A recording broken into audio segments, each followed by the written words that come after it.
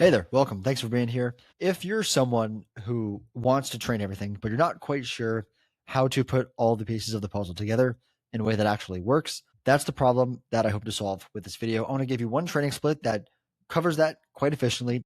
If the training split I'm going to give you here today doesn't quite work well with your schedule, hopefully as you go through things, it'll give you at least a better idea of how to make something like this work with your schedule. So just to get right into it, this is the sort of weekly training split that we're going to talk about. In the rest of this video, we'll go through each one of these sessions and I'll sort of talk about how I would approach each one of these sessions to make them most worthwhile. But essentially, let's just, for example's sake, call it day one, a Monday, day two, a Tuesday, etc. Day one, Monday, is going to be a full body strength and power sort of day. Day two is going to be a tempo run, and this doesn't have to necessarily be a run. We'll talk about that in a sec.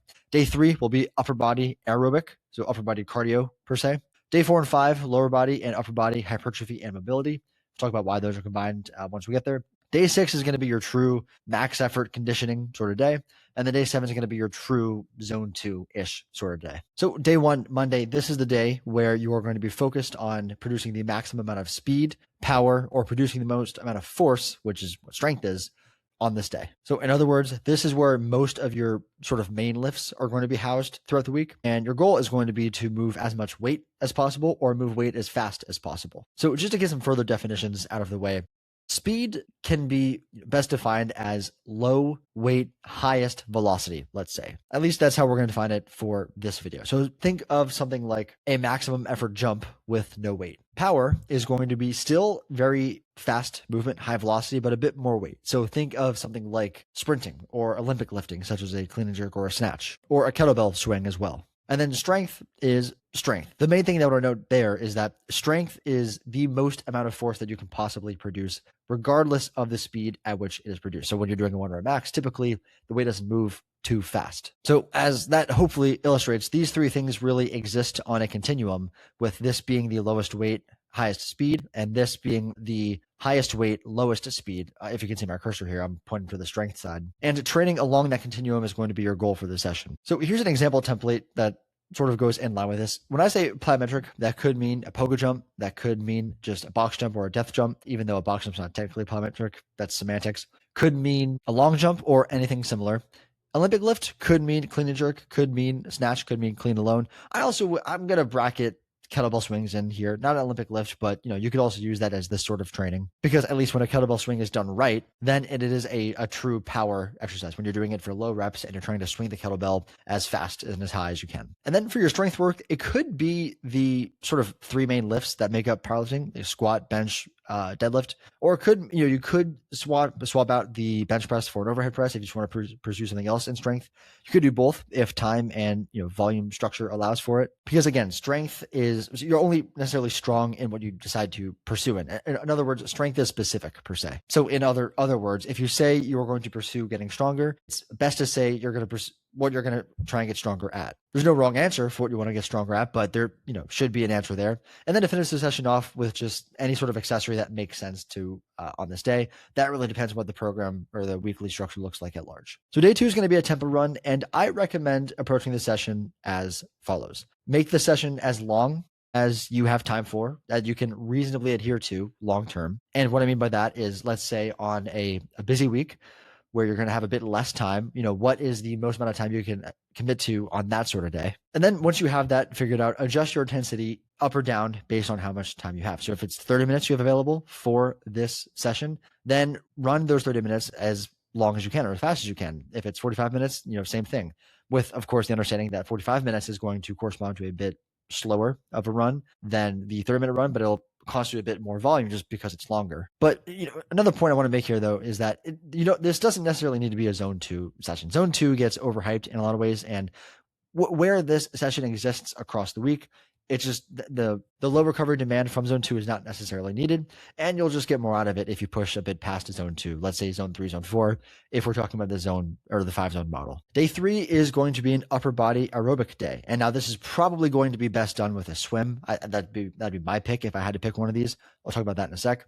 But the reason that I'm recommending an upper body aerobic day is that some of the aerobic adaptations you get from doing cardio are site specific. So there's 4 main ones. One, the stroke volume of your heart goes up. So the amount of blood that your heart beats every time it beats, that improves over time. Or in other words, the volume of blood that your heart beats out every beat increases. So you're pumping more blood with every heartbeat. Another thing that happens is the concentration of lipolytic enzymes in your body increases. So those are the enzymes that are responsible for burning fat or turning fat into fuel in your body, because being better able to use fat for fuel is one of the main ways you get better at doing cardio. With that said, though, those two are systemic across the whole body, meaning that no matter what kind of cardio you do, if you're getting better at it, whether it's upper body specific, like riding a bike, or like swimming, or lower body specific, like riding a bike, then those two adaptations will happen across the entire body.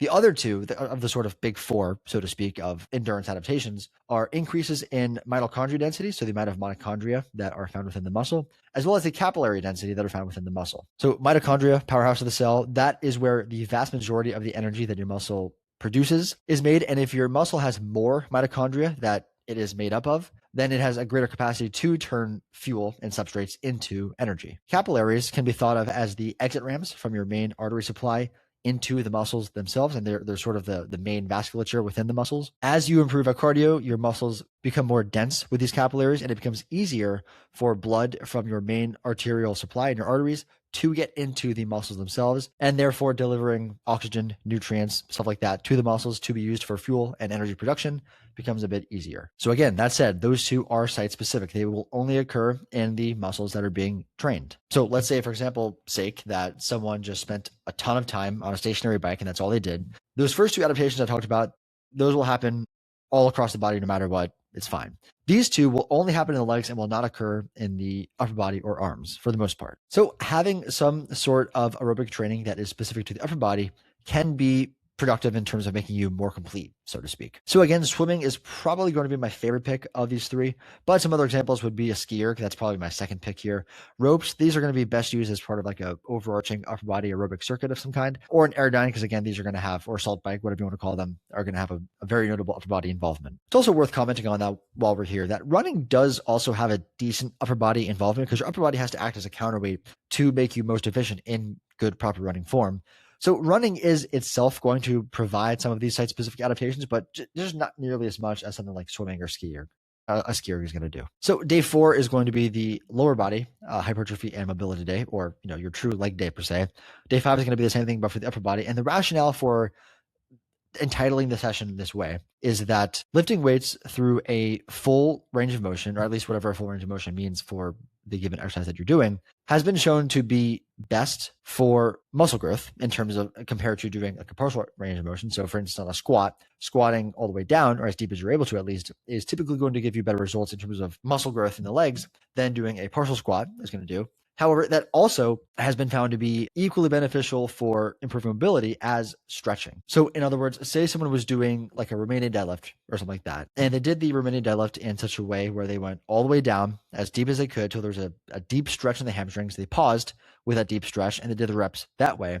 You compare that to a person who's just stretching their hamstrings as normal and volume is equated, as an example. The benefits in terms of improving flexibility are going to be exactly the same between the two people. Now, day after, the person who is doing the Romanian deadlifts might be a bit more sore, and that's going to make you a bit less flexible. But once that soreness wears off, the flexibility gains are going to be exactly the same. So that's why I titled the session this way. So the exercises that you select for this day 4 should be ones that are done with a full range of motion. You are lowering the weight slowly, and you're pausing in the deep stretch of nearly exercise ideally. So just as an example, let's say in the day 1, the full body strength and power day of this training split, you programmed a sumo deadlift because that's one of the lifts that is going to allow you to pick up the most amount of plates compared to anything else. Typically, most people are going to be stronger on sumo than conventional. I think that is actually a bit controversial. I think it's probably a bit more even than people give it credit for. But let's imagine you are stronger on sumo.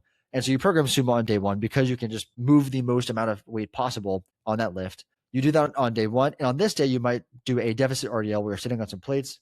You're using less reps. You're going all the way down. You're stretching those hamstrings and those glutes as much as you possibly can. You're pausing there. Then you're coming up and doing your reps that way. In addition, anything else that would be good for you to train leg-wise or lower body-wise, such as your adductors or single leg work like a Bulgarian split squat or your calves or whatever else, that sort of work I would allocate to this day as well. What I've got to say about day 5 is pretty much going to be the same exact thing as day 4, except for the upper body. So again, choosing exercises where using a full range of motion and pausing in that deep stretch, with a sort of holistic approach to upper body, It's going to be ideal. And then you add in any exercises for the upper body, such as, let's say, a side raise, arm work, grip work, whatever else that is important for you or beneficial for you, what your overall goals are. Those should go in this session. When this session is done right, it really should be the most painful of all the sessions that you do across the week. So on this day, this is where you're going to train your maximum anaerobic capacity or your maximum aerobic capacity. And without getting too into the weeds on that topic here, I have other content that sort of explains what the difference is. Your body can produce energy in a number of different ways. Some of those energy systems are classified as anaerobic, and some of them are classified as aerobic. Anaerobic training is typically going to be characterized by work where you hit fatigue somewhere between 30 seconds to 3 minutes ish. It's not, those aren't hard numbers, but ballpark it. Aerobic is going to be classified as any sort of work in which you hit fatigue 4 to 5 minutes and beyond. So that could be a 5-minute all out bout, or it could mean a 60-minute easy bike ride. Both of those would be considered aerobic. The point of this day, though, is to get to the upper end of your capacity, whether that be anaerobic or aerobic, and whatever is most appropriate for you at this given point in time is going to depend on, which side you're weaker on, whether that's the anaerobic or aerobic energy production. But here's some examples of what this might look like. So in this first interval structure, you would run, let's say you're on a treadmill, just to clarify this example a bit more. You run at 2 minutes at an easy pace, say a 5 out of 10 effort, 2 minutes at an 8 to 10 out of 10 effort. That's what RPE means, just 8 out of 10 or 10 out of 10. You'll go back and forth nonstop between those two. Repeat that 3 to 5 times, ideally in the structure with the first one being about an 8 out of 10 and the last interval being about a 10 out of 10. So with the hard intervals being 2 minutes here, this would be more of your true anaerobic conditioning kind of session. In this example, this is more of your aerobic conditioning kind of session where it's more VO2 max-ish, sort of. 2 minutes easy, same thing, about 5 out of 10 effort. 4 minutes at your 8 to 10 out of 10 effort, again with ideally increasing effort as the intervals go on. Repeat that 2 to 4 times, probably usually going to be less because, again, these are double the duration right here. Or if you can't decide and you want to do both, you could do 2 rounds of this first structure where the heart intervals last 2 minutes, and then 2 rounds of the second structure where the heart intervals are 4 minutes, and you'll get a bit of anaerobic and aerobic in the same session. None of these are better or worse than the other. It just depends on you and what's better for you at this point in time. In contrast to the previous day, this should be the easiest and sort of most chillest, I don't know, one of those, of the 7 days across this week. And this is the sort of day where ideally the aerobic training you're doing is low impact. It's true low heart rate, so you're not necessarily adding any sort of demand in terms of recovery. You do about, let's say, 30 minutes to pick some arbitrary number of any one of these exercises, or you could do a combo. I mean, let's say you start on a stationary bike, then you go into an inclined walk, then you go into stairs, and then you finish off in the Airdyne or whatever. You can structure this anyway, but let's say you do 30 minutes at about 60, 70-ish% of your maximum heart rate. So let's say like 130 beats a minute.